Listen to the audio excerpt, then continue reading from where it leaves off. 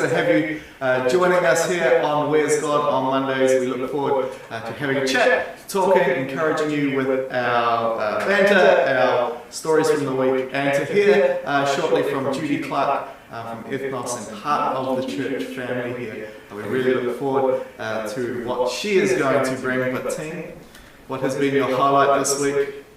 Yeah, so I know I'm a week or two late, I know, but there was a lockdown, so that's my excuse. But I've actually been building my planter box for Mother's Day. Yeah, so that's pretty cool. We've down to Bunnings and got some supplies, and we've been bolting that one together. I only stuffed up once, not too bad. I drilled it severely stuck in a wet piece of wood, but that's alright. We got it on the end, and that planter box is well much way out, and some veggies and coming. So it's not finished yet? No, not quite finished. I don't know, I'm late. But No. It's okay. No, it's not quite finished. But it's we're not to level one yet. Yeah, exactly. What about you, Judy? What's your highlight? Good. My highlight, we actually kept the girls home from school for last week, and it kind of worked out good because then we got to go away for a little bit. So it was kind of like a last hoorah before school started. So, got away. We had beautiful weather. Now we have this stinky, rainy weather outside. But, we got that last little bit of good weather before winter, so that's what we've been doing. We did need a little bit of water, didn't we? I think everybody on, in the peninsula, they needed water for the tanks and stuff. And grass getting a strange colour and not green.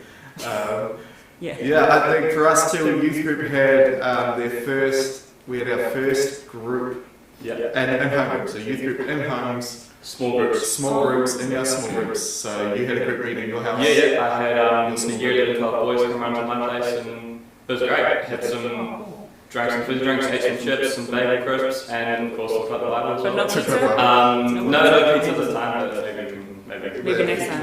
Yeah, but it was really cool having 5 different groups, different places around the town, and all zooming in and getting stuff together. Jordan gave us all 5 little plastic balls for a game, and he insisted he gave us 5, but everyone's like, no, we didn't return all 5, we think you only gave us 2 or 3, but I keep finding them behind my TV and stuff. Because they have me thinking I was crazy. Hey, Kia ora church, make sure you say hi if you're watching on Facebook or on YouTube. We'd love to hear from you, so please make sure you say g'day and kia ora. But we have some life of the church. We do. We have some birthdays that came up last week. Woohoo! Happy birthday, everybody.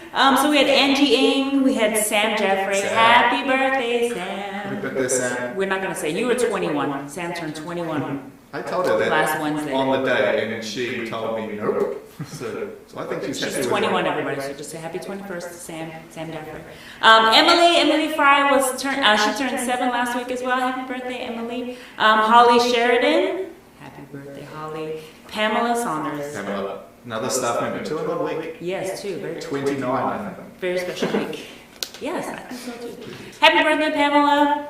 We also had Keelia Wood, Nicola Wallace, and Graham Costi. So happy birthday to all of you wonderful people. And just so you know, our prayer ministry is still up and running. So if you need prayer, you can give us a call at the office, or you can also email us at prayer@ottawabaptist.co.nz. .org. There's no little thing that came up, so I don't know what it is. Sorry. Ruben's fixing things, it's why it's hard to get .org.nz.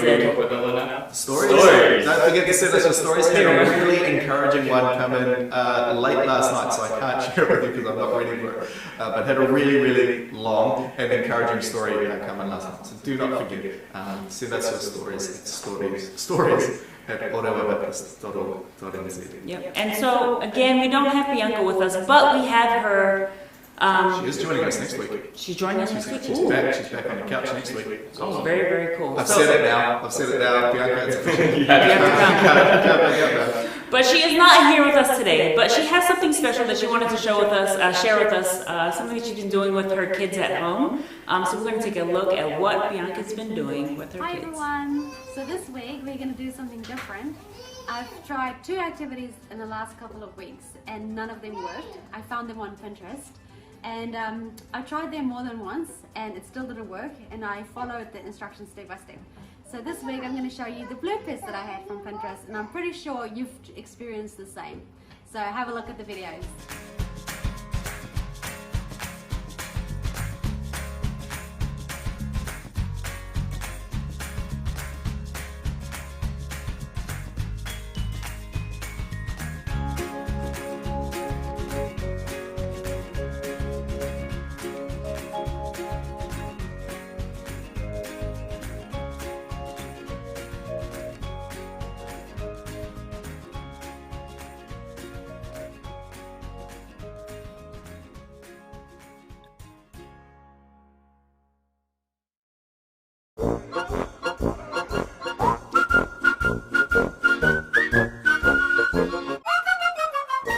Hello friends! Today we're going to make a volcano out of Coke and Mentos. You might have seen this before, but my kids love explosions, so I've decided to use this experiment today. So I've got a 600 milliliter bottle of Coke and 4 Mentos that I've put in on a toothpick. And you open it up. Are you ready? Yes?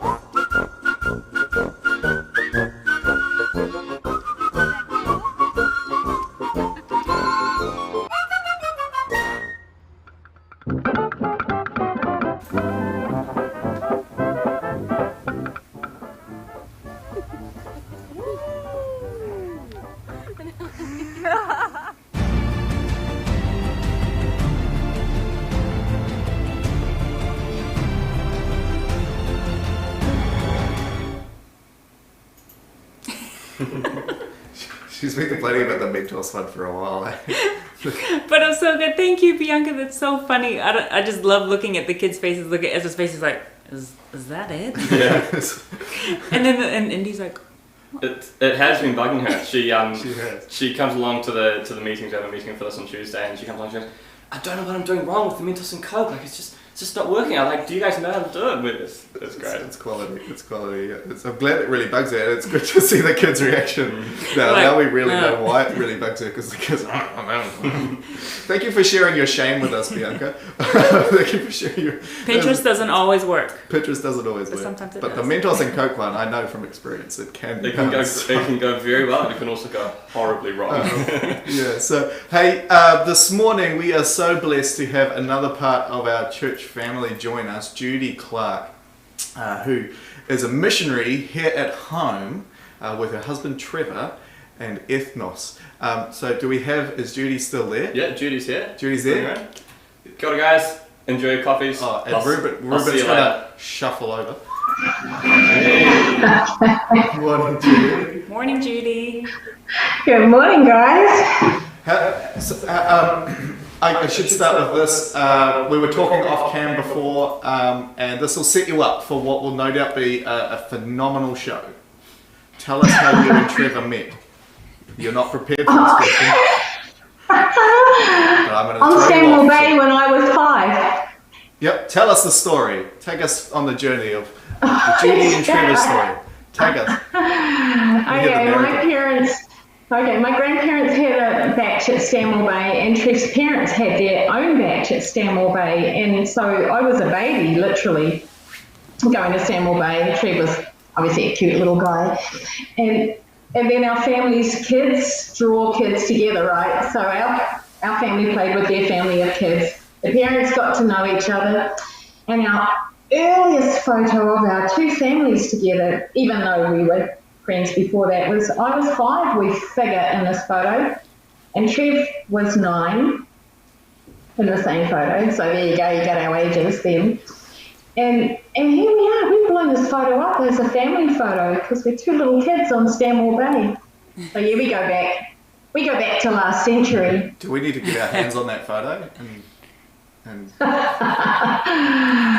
it out for maybe not. Actually, it's one of those. It's historical now. It's Yeah, it's beautiful. a very cool story. Very cool. Judy, can you just tell us, you and Trevor both work with Ethnos, can you tell us, because our church has been going through a lot of changes over the last few years and few months, so a lot of people might not recognise you for whatever reason, and they may not know what you do. Can you share with us just a brief idea, what is Ethnos up to? Okay, Ethnos. Wow, got my brain rolling.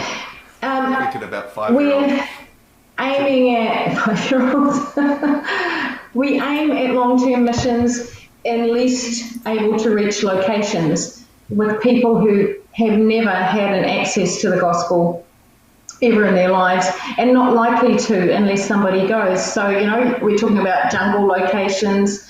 Sometimes it's actually people groups within a culture, if it's like more refugee or, displaced people groups we're working with as well, but predominantly it's remote.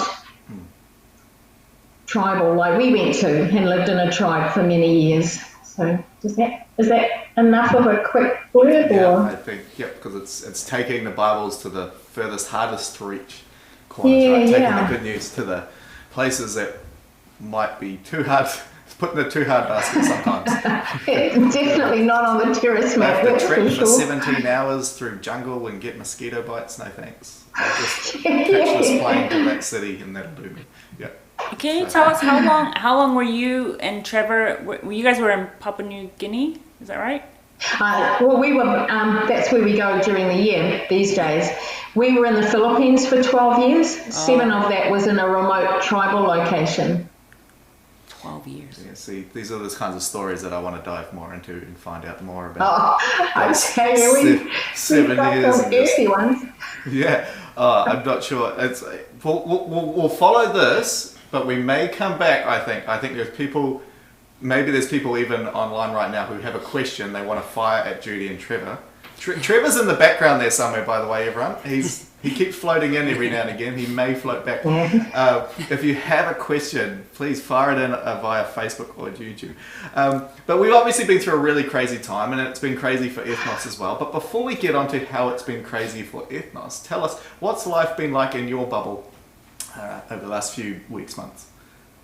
Oh, like I was sharing before, for this last few weeks is the longest I have slept in my own bed in over 6.5 years with the job that we're in now. And I've really enjoyed it. Like, wow, this is what it feels like. It's awesome. Because that's always the best part when you come back from a trip. It's like, you just want to be in your own bed with your own pillow and just, it's the most comfortable and your own place. stuff. Yeah. You're not having to your own unpack space. And live out of a suitcase. So. Yeah, nobody told me that when I left the jungle, that the job we were taking on was going to be constantly packing a bag and sleeping somewhere else. And I love it. I really love it. But it's been a real nice, we've been quite excited about being at home. Yeah. Awesome. Sorry for other people. And you mentioned earlier that you finally left the house just this week. Last week, how we were... I left the house on Friday. It was a member care meeting that we should have done 6 weeks ago, but obviously couldn't. So that was pretty exciting, driving up to Whangarei, and the weather was perfect. Like the weather that you had, Dee. Yeah. So that was really exciting. And a few days before that, we had all our grandchildren. The moment lockdown was off, we had our grandchildren. So. That's what we do too when my parents come up, because grandparents want to see the grandkids. Yeah. And the parents want to give the kids to the grandparents. Here you go. Here you go. So true. We went down to my parents over the weekend and we totally ditched the kids and don't you miss them? There you go. Sushi. When lockdown went off, we knew it was going off. I said to Trev, we'll ask all the kids if we can have the littlies. And Trev said, they might want to do something themselves. And I went, trust me, they'll want to get rid of their kids. Very much so. Yeah. 100%. All right, so COVID has thrown, actually, before we do that, you also had church on Sunday. It's slightly different. Yeah. Tell us about that. Yeah, we went over to McGlashan's. Lynn Rowan organised us and Hockley's and obviously McGlashan's there. We just had a really great time listening to Mark's message and a little bit of, I knew I'd get singing and music in that house. It was so exciting. With the musical people. Morning, Nigel. Yeah. And so, it was a really, really lovely time, actually. Yeah, that's awesome. I know there's quite a few home groups and smaller groups that have been doing that, meeting together, and sticking to the limit, being socially responsible, but then engaging in worship together and fellowship together and having a coffee, which is stuff that we couldn't do here, and connecting with the wider church family through Mark's message and the worship, and it's really encouraging. So I'm stoked to hear that you've done that, and knowing there's others out there. Okay, so tell us about what life was like leading up to the COVID and the lockdown for Ethnos, and how COVID-19 threw a spanner in your plans. Oh, it just threw a huge spanner, but it must have done the same to you and anybody else listening to this. For us, it meant like right this week I would have been doing my last minute preps and gathering stuff, whatever, for leaving for New Guinea next week. So yeah, that was a huge spanner in the works. That interface has been cancelled for this year. Many other things that we've been involved with have been cancelled. Like that first couple of weeks of lockdown were just insane. We had people overseas that needed to get home. We had people overseas who couldn't get home. And people being repatriated from within our mission to their home countries. There was just so much kerfuffle. It was really it. We've never been bored, I tell you. We just don't get a chance to get bored. But it was quite stressful, rejuggling and sorting people, and like I said, trying to get people home. And the changes of, it was a bit disappointing that we can't do interface because we really love our connection with the field. So tell us exactly what interface is for those who might not know. Okay, interface is a 6-week program designed for 18-year-olds and upwards. And they get class time, everything that we learned over years. They get a 6-week, very quick immersion into all the steps. They even get taught a little bit of linguistics, and we choose New Guinea because Pidgin is a language that you can start teaching people and they can start talking in quite quickly. Not the language we had to learn. It would never have worked in the Philippines. So it's a location, we have a base that we can put people on, and they're getting the basics of everything and why we do what we do, why we need what we need people to be able to do, all the practical needs. And then we put them out in a jungle location for a week with a newly formed church. It's always generally a location where we have a new church plant, so they are with new believers. It encourages the new believers that there's other Christians out there who care about them, who want to be reaching. And it does a huge amount for the students. And believe it or not, we've got 80% of our people in the field come through the program like the interface because they see what's happening, what the needs are. It's not just us guys that end out in the jungle, which we weren't initially either. We were in a support work in the town. There's just so many people needed to get that person to that jungle location, so they get it all. Yeah, it's faith in action. Good morning, Pete. Or good evening, Pete. Ricardo. Hardcore. Yeah, it's so cool to hear that, and so encouraging to hear faith in action from young people overseas. And I think that's our encouragement here too. Is actually you mentioned this week when I was talking to you that Trevor will say something like, "If you're not called to go, you're called to stay." Yeah. And so that's been our big encouragement here too. Is that faith in action? Faith in action's the other 6 days of the week, not just Sundays. Faith in action. Faith in action. What does faith look like in your workplace, in your home, when you go out for a jog? What does faith look like? That's really encouraging to hear. And I know YWAM have a very similar mantra where they go, "Oh, you've just become a Christian? Cool, let's put you to work. Let's get you in there. It's faith in action time, like it's you know, I love that. I think it's great to see young people in and involved. So how has Ethnos been specifically affected by all of this? Obviously repatriating everyone and bringing everyone back, but what has that meant for you guys and the organisation and your workload and everything else that's going on? What's changing? It's made us as a whole mission know that we have to not reinvent the wheel, but kind of reinvent the wheel because the wheel's changed and we don't quite know what we're going into. And pretty much you guys will be the same. I'm sure you're the same. It's the same wheel, but how do you present it? How do you show this world that we're in, that home and overseas have desperate needs? And you guys, us, anybody in ministry or missions have to keep it going. We have to keep going. We have to keep reaching those that need to be reached, that haven't been reached yet. So, yeah, we've been going through like Skype meetings. I'm not real good at Skype really, but got Trev and his techo, and talking with people and discussing and rearranging and planning and shifting, and even shifting our thinking. Because, we've all lived in a structure, haven't we, that we've understood. Now we're going into, I don't know. So anyway, even Trev's sermons that he's been working on have to have a different look about them, but still presenting the needs. Because there's so many people to reach here. I guess that's our passion in our heart. Get to the people who have never been reached. And it's the same, like you said, and we say it to every group we're in pretty much.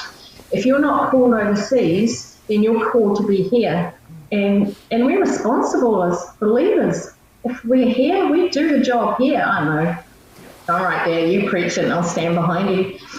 Yeah, we've got the greatest good news.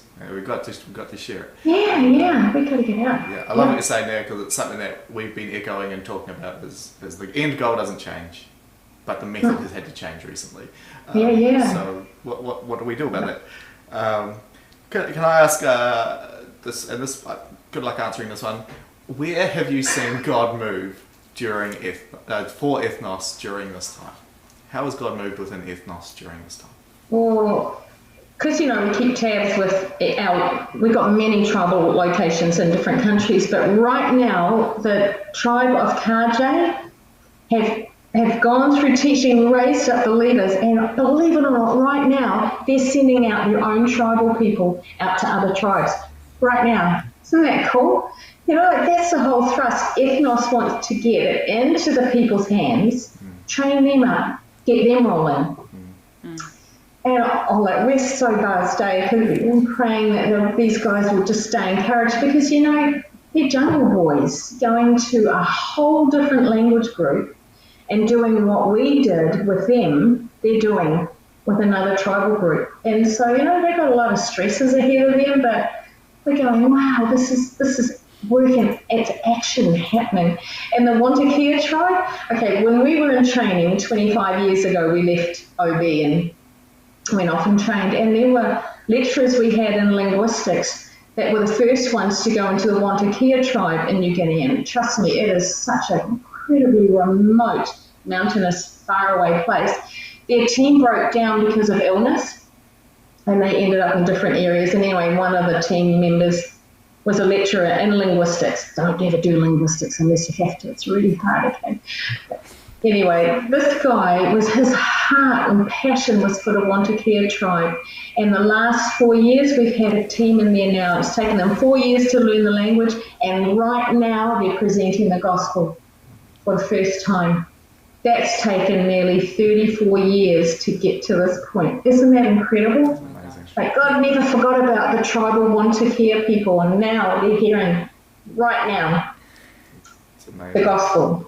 Yeah, so it kind of, I don't know, buzzes me on, I guess. Yeah, I can see you buzzing, and you described yourself during the week to me as a buzzy person, and it's good to see you buzzing, because I think when someone buzzes, other people start to buzz, and it becomes this little hive of God action. Can I say that? You get all carried on by what you see, don't you? It just keeps us going. Yeah, and I think it's really encouraging. I hope everyone who's watching is feeling your buzz through their TV sets, and they're getting caught up and they're going, man, how can I share the gospel with this guy right next to me? And they're feeling that buzz. I really hope, and I pray that's something that overflows from this morning. Can you share us a little bit of your buzziness? How has God moved? How have you seen God move in your life and Trevor's life in this time? Is there a bit more buzziness there that we can buzz out? I didn't tell you this last week, but I have to tell anybody who's listening. When we were in Indonesia, when the COVID thing all started kicking up, we were actually working in a tribal location. So we came home and we went into self-isolation. And we didn't have to at that point, but you know, we perceived and felt we were a little bit of a threat to people around. We didn't have it, but you know, like in good conscience. So we locked down before everybody else. And I had this little weepy heart moment because, you know, we had gathered firewood, not counting in the 6 weeks that we were going to be home or any other time that we had planned away. So we managed our firewood gathered from mid-July onwards. So I had this little like, we're not going to have enough firewood, and I don't like being cold, and we've never done a full winter here since 2006 anyway. So, you know, I don't do winter, I don't like it. And Nobody does. Panicking, you know, and I had this real, like, we've lost our opportunity to get more firewood because we came out of our self-isolation 2 days before everybody went into it, and we were, you know, like everybody else, getting food, whatever. And I was at the grocery store just getting a few things to set us up. And I hear this voice say to me, "Oh, hi, Judy, how are you?" You know, and I look up and there's Linda Brown, and she said, "Do you still want that plywood? Do you still need that?" You know, I wanted to cry on the spot. Because they turned up later that day with that massive big trailer thing they've got with, you know, a metal box thing over it, full of firewood. And, you know, and I was like, I felt like going, this is mine and nobody can touch it. You know? And now we have that, like it was from God's thought to Linda's ear. And she wasn't even going to be, she told me she wasn't even planning on being in the grocery store. She thought, but she's just going to pick up. Have you got me? Okay, and You're back. And so, you know, she wasn't even planning on initially being there. So God connected us, answered my heart's cry of, I know that's probably crazy to other people, but you know, that firewood just mattered to me so much. God would do that for me.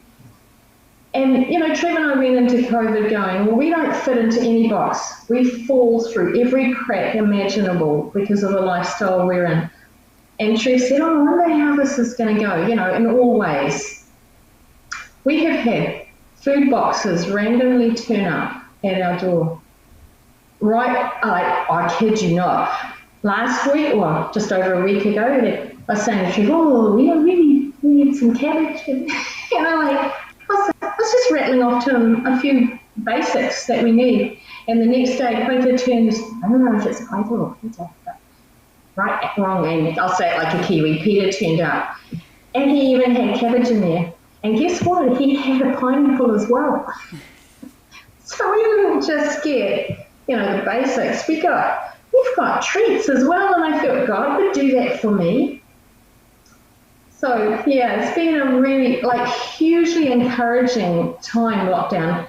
Aside from the mess, the restructuring, replanning, all that's hit us, we've really felt loved and cared for.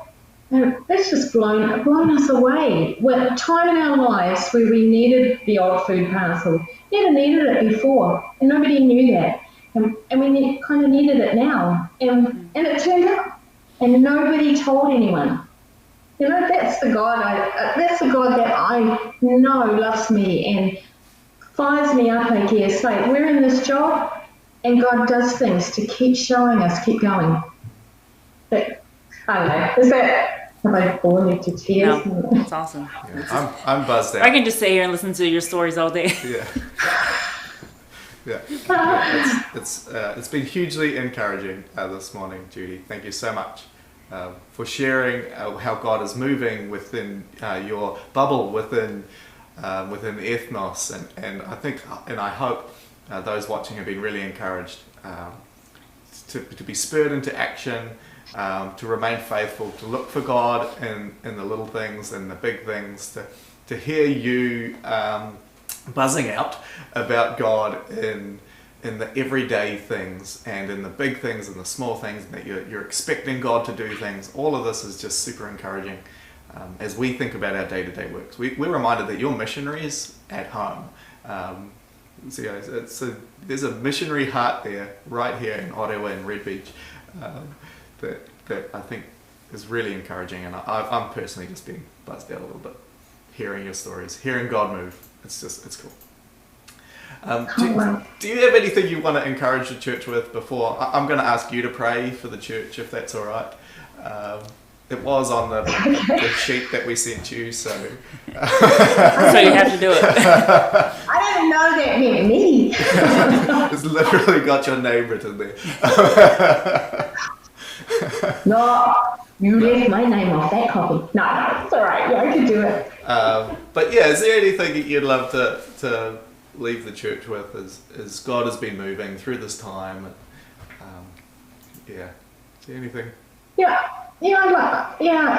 I'd like to encourage you all that, life is hard, and you've all struck hard times. We have, whether it's here in New Zealand or when we're in the tribe, or, our world is kind of crazy and interesting, and sometimes I just can't believe that I'm where I am, and I'm often put in situations with Trev and I that we can't control our circumstances, and it constantly brings me back to the Lord, because when I remember that it's Him and not us, because now and then I do the woe is me thing, but actually it always brings me back to Him, because I can't change my circumstances, but I can change my heart, and that's been something the Lord's been working on me in the last few weeks, is my heart towards Him.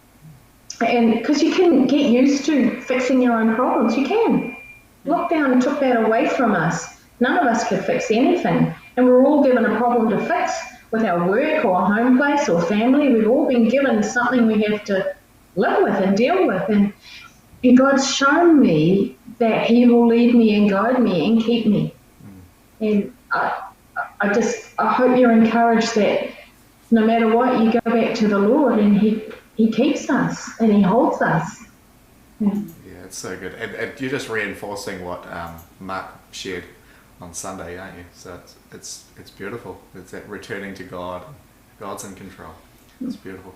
Hey, do you mind praying for us as we sort of close up this morning? Yeah, sure.